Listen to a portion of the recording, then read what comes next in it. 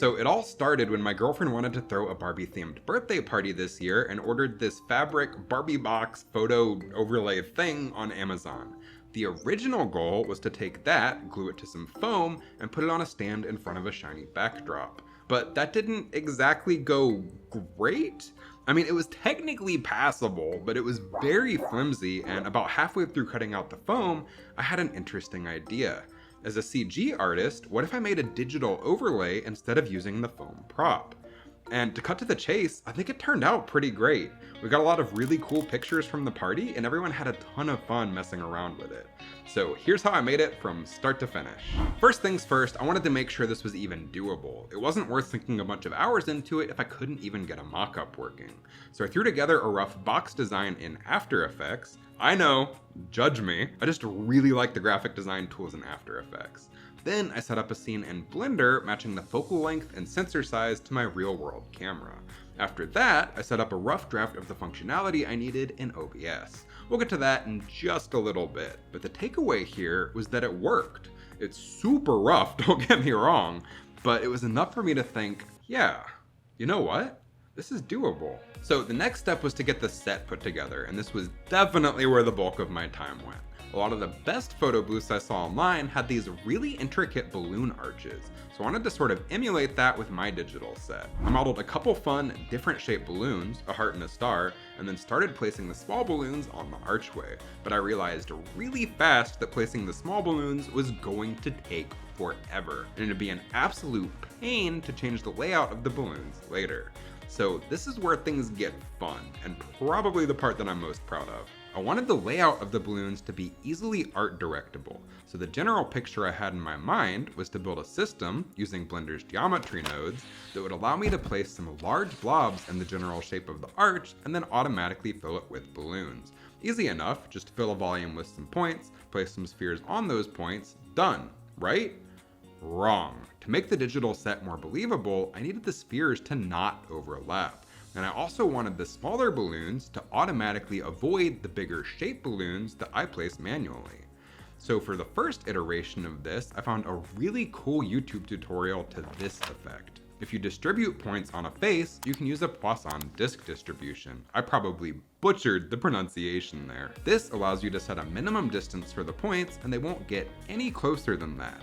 Perfect for placing spheres that don't touch on a flat plane. To make it a 3D object, you just stack a bunch of planes on top of each other, then you do a Boolean operation between this stack of planes and your 3D object, in my case the balloon arch blob, to cut these planes into the right shape. After that, use some low-resolution collision geometry of the shape balloons to further cut into the faces. The collision geometry should be a little bit bigger than the balloons to make up for the size of the small balloons. Then you distribute the points on the cutout faces and place spheres on those points. And voila, you have a shaped balloon arch that avoids your big balloons. And this technically worked. I could model a loose balloon arch and the system automatically placed balloons where I wanted them and avoided where I didn't want them. The problem was that Boolean operations are just so slow, especially with multiple objects. It took what felt like ages to make minor adjustments to the shape of the balloon arch. And on top of that, the balloons weren't always getting as close as they could to each other.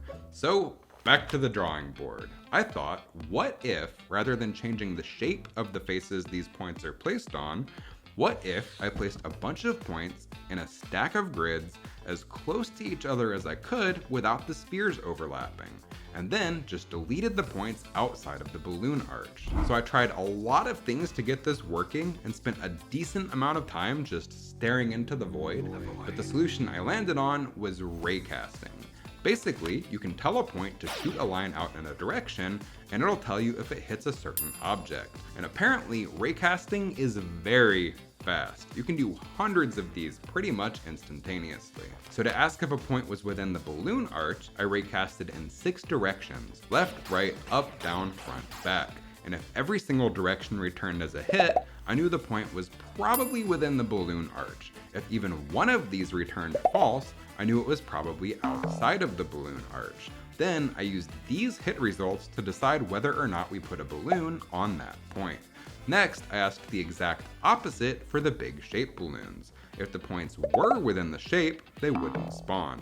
and I made it so both conditions have to be met. They can't be within the big shape balloons, but they do have to be within the balloon arch geometry. And like magic, I could easily move some blobs around and the balloon arch would automatically update in real time. It's not perfect, there are absolutely some improvements I could make, and definitely some fringe cases that could cause some issues, but for the 4 evenings I had to work on this, I'm really happy with how it came out. So after figuring out the balloon issue, I still needed to figure out the rest of the set. Now, this didn't all come to me at once, and it was originally even just in a boring, solid pink room, but I eventually found a really cool reference image from the Barbie movie of what a Barbie world might look like, and I went to town with it.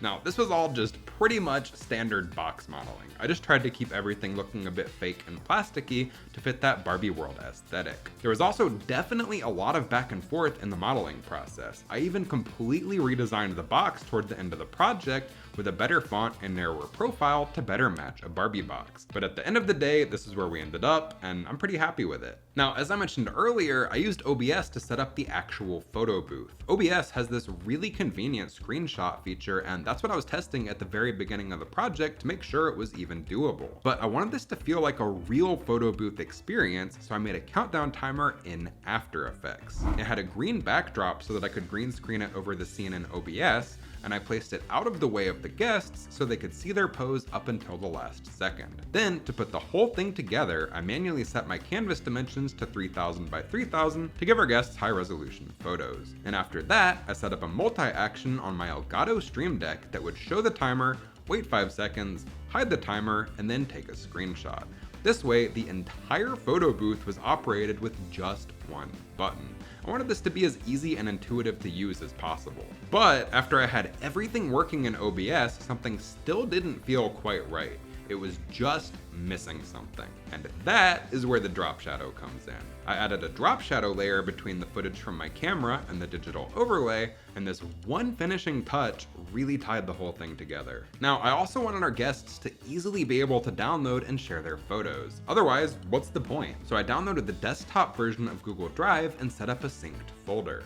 Then I set OBS's output to the synced folder, so every time OBS takes a screenshot, it automatically uploads the photos to Google Drive. Then I made a custom QR code for the Drive folder, notice the cool Barbie silhouette, and placed it, along with some instructions, into a separate scene in OBS.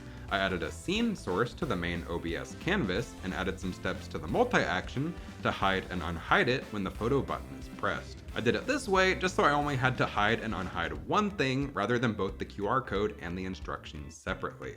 Put it all together and it looks something like this.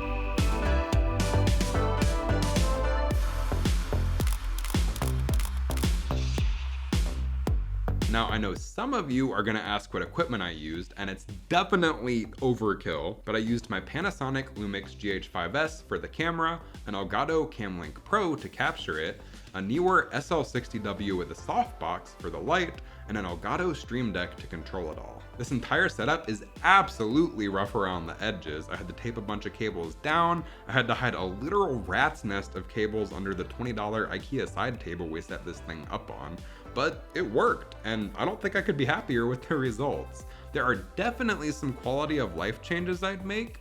Like, it would have been really helpful, for instance, to put a tape X on the floor to tell people where to stand, and I'd love to make a self-contained box that I just plug my PC into for future events. Let me know if you'd like to see something to that effect, but overall, I think it turned out pretty cool. Hit that like and subscribe button if you want to see more fun projects like this. I know it's a departure from my VR game content, but it was a really fun little side project and added a lot to my girlfriend's birthday party. Until next time, bye.